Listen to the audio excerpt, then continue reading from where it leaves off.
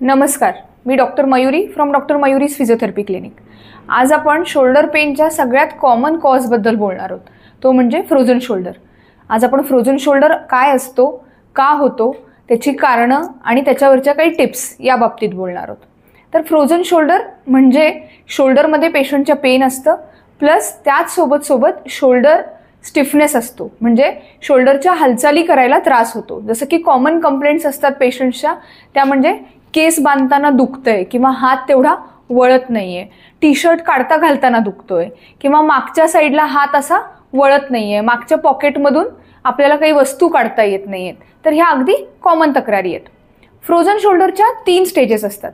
त्याच्यातली पहिली स्टेज म्हणजे फ्रीजिंग स्टेज किंवा पेनफुल स्टेज पण म्हणतो आम्ही त्याला. म्हणजे त्याच्यामध्ये अगदी अक्यूट पेन असतं पेशंटला, इन्फ्लमेशन म्हणजे सूज खूप असते आणि त्यामुळे कुठलीही हालचाल करायला गेलं की पेशंटला फार दुखत असतं. त्याचप्रमाणे या फेजमध्ये रात्री झोपल्यानंतर सुद्धा दुखणं असतं. अगदी कित्येक वेळेला असं होतं की पेशंट पेनमुळे झोपेतून उठतो. दुसरी स्टेज असते ती म्हणजे फ्रोझन स्टेज. फ्रोझन स्टेज म्हणजे त्याच्यामध्ये स्टिफनेस खूप जास्त असतो. पेन थोडासा कमी व्हायला लागतो, पण स्टिफनेस वाढत जातो. म्हणजे हात असा जो आहे तो अगदी वर न्यायला याच्या पुढे हात जातच नाही किंवा बाजूनी असा हात वरती जात नाही. सो स्टिफनेस खूप जास्त वाढतो या स्टेजमध्ये. त्याच्यानंतरची तिसरी स्टेज आहे थॉइंग स्टेज. थॉइंग स्टेजमध्ये काय असतं, पेन बऱ्यापैकी कमी झालेलं असतं पेशंटचं, पण स्टिफनेस तशाला तसं राहतं आणि त्याचबरोबर पेशंटला ॲक्टिव्हिटीज करणं अवघड जात असतं, ते फक्त स्टिफनेसमुळे. तर आता हे फ्रोझन शोल्डर होतं कसं, तर काय होतं, जेव्हा एखादा रिपीटेड स्ट्रेस पडतो आपल्या शोल्डरवरती, त्यावेळेला या इथे शोल्डरला इन्फ्लमेशन येतं, म्हणजे स्वेलिंग येतं आणि ती इंजुरी जी आहे, तो जो रिपीटेड स्ट्रेस आहे तो हील होतानाच थिकनिंग होतं कॅप्सूलचं. म्हणजे इथे शोल्डरच्या वरती एक कव्हरिंग असतं, कॅप्सूल म्हणतो आम्ही त्याला. तर त्या कॅप्सूलचं हिलिंग होतानाच ते फायब्रोसिस फॉर्ममध्ये होतं, कॅप्सूल थिक व्हायला लागतं आणि त्यामुळे शोल्डर स्टिफ व्हायला लागतो, शोल्डरची मुवमेंट पेनफुल व्हायला लागते. आता फ्रोझन शोल्डरची कारणं काय आहेत, तर याच्यामध्ये 2 प्रकारची कारणं असतात. एक शोल्डर रिलेटेड आणि एक non shoulder related. Shoulder related कारणांमध्ये सगळ्यात पहिलं कारण म्हणजे त्या शोल्डरला काही इजा झाली आहे, इंजुरी झाली आहे, तुम्ही पडलायत किंवा काहीतरी ओढलं गेलंय. जसं की अगदी आपण ट्रॅव्हलिंग करताना सुद्धा कधीतरी जर्क बसतो, त्याच्यामुळे इथल्या शोल्डरच्या कुठल्याही स्नायूंना जर इजा झाली असेल, तिथे मसल पुल आला असेल, तर त्यावेळेला परत ते शोल्डर हील होताना तो जो टेंडन आहे तो फायब्रोज होऊन हील होतो किंवा तिथला कॅप्सूल परत टाईट व्हायला लागतो. दुसरं कारण म्हणजे आपलं फॉल्टी स्लीपिंग पोश्चर. बऱ्याच जणांना सवय असते डोक्याखाली हात घेऊन एका कुशीवर झोपायची.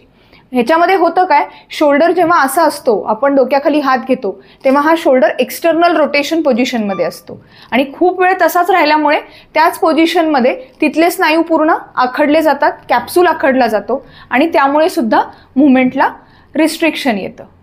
तिसरं कारण म्हणजे faulty exercise, overuse. Faulty exercise म्हणजे चुकीचा व्यायाम.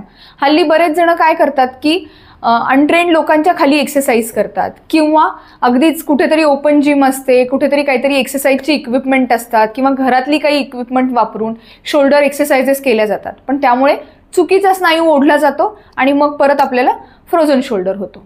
आता नॉन शोल्डर रिलेटेड कारणं म्हणजे ज्याच्यामध्ये शोल्डरला काही दुखापत नसताना सुद्धा फ्रोझन शोल्डर होतो.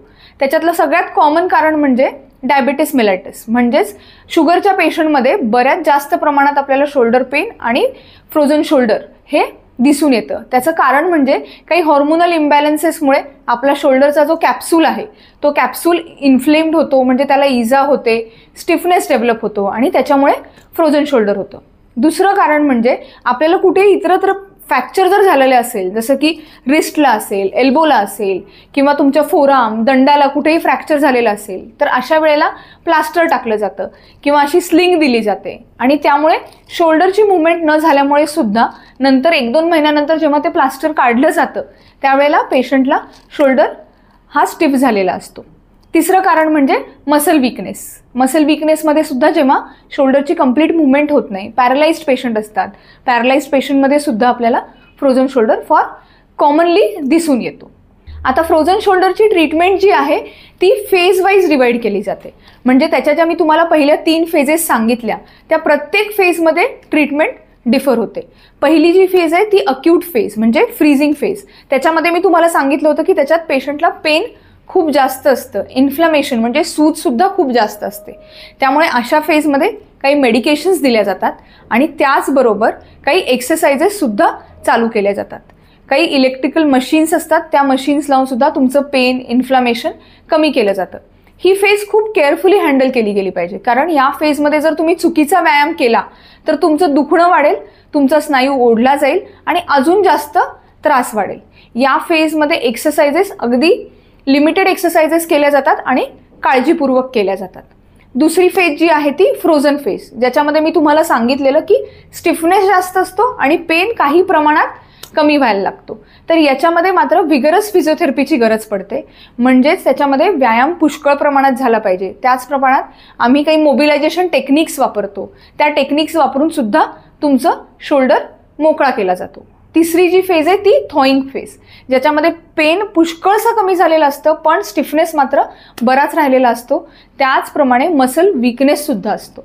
सो या स्टेजमध्ये सुद्धा आम्ही विगरस फिजिओथेरपी देतो, ज्याच्यामध्ये काही मोबिलायझेशनच्या टेक्निक्स वापरून खांदा मोकळा तर केलाच जातो, त्याचप्रमाणे मसल स्ट्रेंथनिंग एक्सरसाइजेसनी स्नायूंना बळकटी देण्याचं काम केलं जातं. सो बेसिकली फ्रोझन शोल्डरचा जेव्हा पेशंट येतो त्यावेळेला आमची प्रायोरिटी असते ते म्हणजे तुमचा खांदा मोकळा करणे आणि दुसरी प्रायोरिटी म्हणजे पेन कमी करणे. त्याच्यामुळे फ्रोझन शोल्डरसाठी कधीही फिजिओथेरपिस्टचा सल्ला घेतल्याशिवाय व्यायाम सुरू करू नका. जे तुम्हाला यूट्यूब चॅनल म्हणा किंवा अजून कुठल्या इन्स्टावरती वगैरे एक्सरसाइजेस दिसतात त्यासुद्धा फिजिओथेरपिस्टना एकदा कन्सल्ट करून करा. तरीही काही छोटे बेसिक व्यायाम मी तुम्हाला पुढच्या व्हिडिओमध्ये पोस्ट करेन की ज्या व्यायामांनी तुम्हाला जास्त काही त्रास होणार नाही आणि फ्रोझन शोल्डरमध्ये तुम्हाला त्याच्यामुळे नक्कीच मदत होईल. या व्यतिरिक्तही तुमच्या काही अजून क्वेरीज असतील तर तुम्ही ह्या दिलेल्या नंबरवरती आम्हाला संपर्क साधू शकता किंवा मला कमेंट सेक्शनमध्ये विचारू शकता. थँक्यू.